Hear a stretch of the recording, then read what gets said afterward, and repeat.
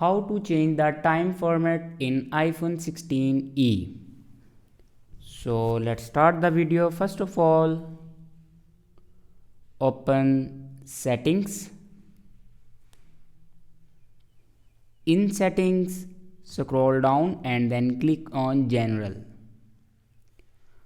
After clicking on general, then here you can see the option date and time.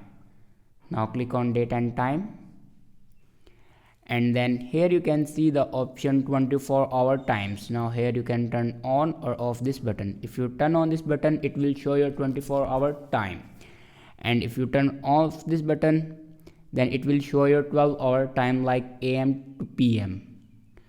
So after that, go back to your home screen and swipe down to your notification center and press and hold on your screen. Now here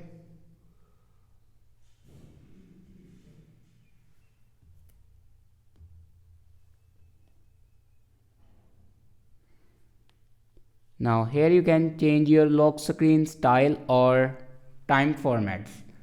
So this is the way to change the time format in iPhone 16e. I hope this video is helpful for you. Thanks for watching.